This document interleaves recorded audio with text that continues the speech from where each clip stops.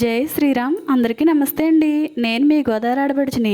ఈరోజు మనం చూడబోయేది రాలి గ్రామంలో వేంచేసి ఉన్న శ్రీ వాకులమ్మ వారి జాతర అండి. ఇప్పుడు మనం రాలి గ్రామానికి వెళ్దామండి. రావులపాలెం నుంచి 6 కిలోమీటర్ల దూరంలో ఉందండి ఈ రాలి గ్రామం.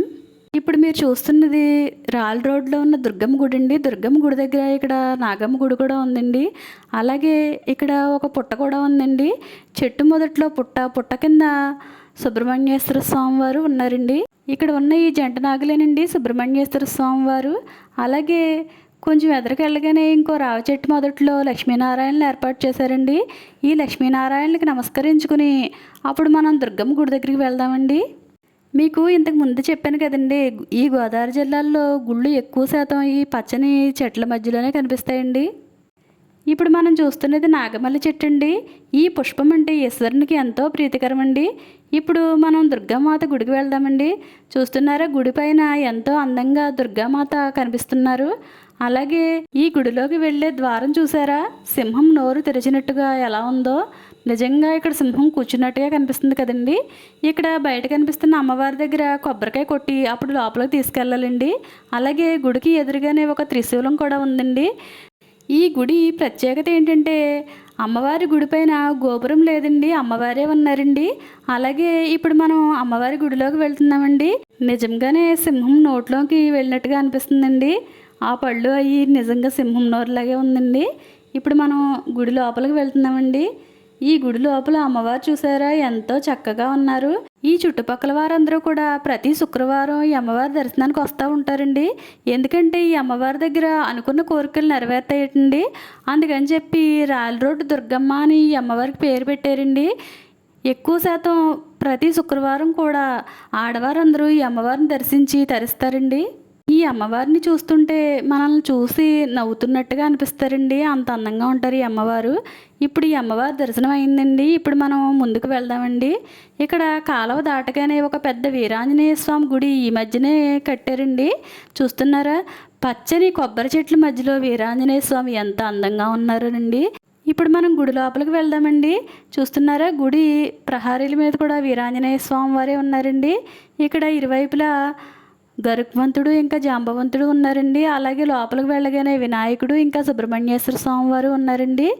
ఇప్పుడు మనం మూల విరాటైన శ్రీ వీరాంజనేయ స్వామి వారికి నమస్కరించుకుందామండి. ఇప్పుడు మనం ఆంజనేయ స్వామి దర్శనం అయింది కదండి. ఇప్పుడు మనం ఆకులమ్మ గుడికి వెళ్దామండి. గుడి దగ్గర జాతర అండి. ప్రతి సంవత్సరం చైత్రశుద్ధ అమావాస్య రోజున ఈ జాతర జరుగుతుందండి. చూస్తున్నారా, అసలు ఖాళీ అనేదే లేదండి. ఎక్కడ కూడా పెద్ద తీర్థాన్ని ఏర్పాటు చేశారండి. ఇప్పటి వరకు నీ చింతలూరు నూకాలం తీర్థమే చాలా పెద్ద అనుకునేదానండి, కానీ ఈ ఆకులం తీర్థం కూడా చాలా పెద్దగా పెట్టారండి. నేను ఇదే మొదటిసారి చూడడం, ఇదే ఫస్ట్ టైం, ఎప్పుడు రాలేదండి. అయితే నూకాలం తీర్థం 4 రోజుల వరకు ఉంటుందండి, కానీ ఈ ఆకులం తీర్థం ఒకరోజే పెట్టారండి, కానీ చాలా పెద్దగా పెట్టారండి.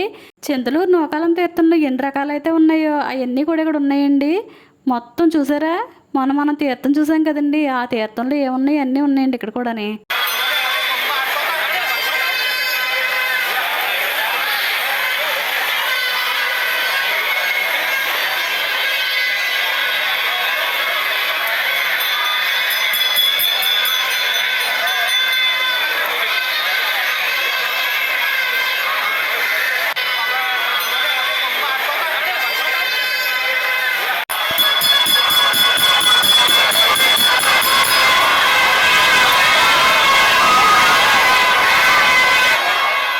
ఈ జాతర రోజుని అసలు గుళ్ళోకి వెళ్ళడానికి లైన్లో ఖాళీ అనేది లేదండి. చూస్తున్నారా ఎంత పెద్ద లైన్ ఉందో.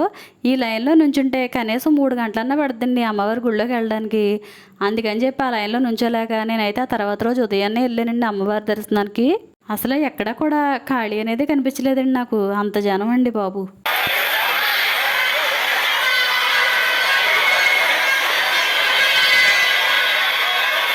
ఇక్కడ చూసారా, ఈ అబ్బాయి గాంధీ వేషం వేసుకుని ఇక్కడ నుంచున్నాడండి. ఈ అబ్బాయితో చాలామంది సెల్ఫీలు దిగారు. అలాగే పిల్లలు ఆడుకోవడానికి చాలా రకాలు ఉన్నాయండి. చూస్తున్నారు కదా, ఈ పిల్లలు ఎక్కడం దూకడం ఇదంతా చాలా సరదాగా ఉందండి.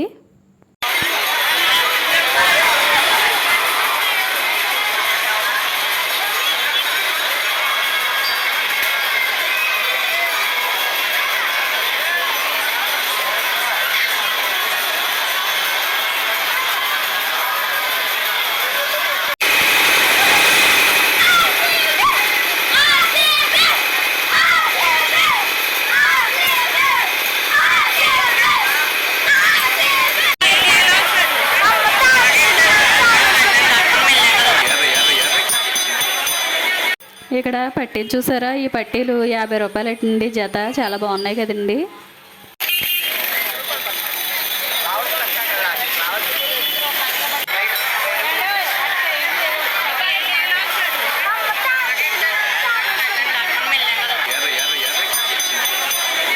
ఇప్పుడు మనం మరునాడు ఉదయమే ఈ గుడికి వచ్చామండి. చూస్తున్నారా, శ్రీ శ్రీ శ్రీ వాగ్దేవి నగర మహాలక్ష్మి అమ్మవార్ల దేవస్థానం రాలి. ఇప్పుడు మనం గుడి లోపలికి వెళ్దామండి. ఇక్కడ 4 గుళ్ళు అయితే ఉన్నాయండి.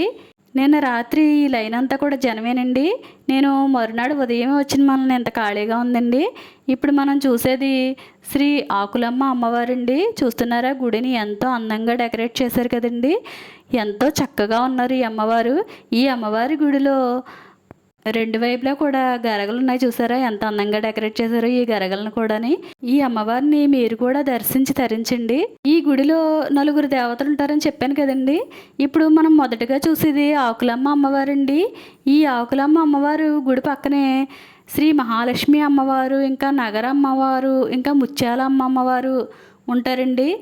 ఈ 4 దేవతలు కూడా ఈ గుడిలోనే ఉంటారండి. ఈ అమ్మవారిని ఎంత చూసినా కూడా తనివి తీరట్లేదండి. అంత అందంగా ఉన్నారండి ఈ అమ్మవారు. ఇప్పుడు మనం ఈ అమ్మవారి గుడి నుంచి బయటకు వచ్చామండి.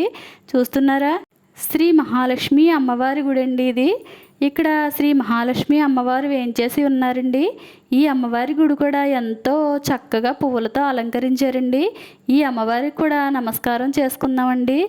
లక్ష్మీం క్షీర సముద్ర రాజతనియాం శ్రీరంగదామేశ్వరీం దాసీభూత సమస్త దేవవనితాం లోకైక దీపాంకురాం శ్రీమన్మందకటాక్షలబ్దైవవద్ బ్రహ్మేంద్ర గంగాధరాం త్వాం త్రైలోక్యం కుటుంబనీం సరసిజాం వందే ముకుంద ప్రియాం సిద్ధలక్ష్మీర్మోక్షలక్ష్మీర్జయలక్ష్మీర్ సరస్వతి శ్రీర్లక్ష్మీర్వరలక్ష్మీ చ ప్రసన్న మమ సర్వదా.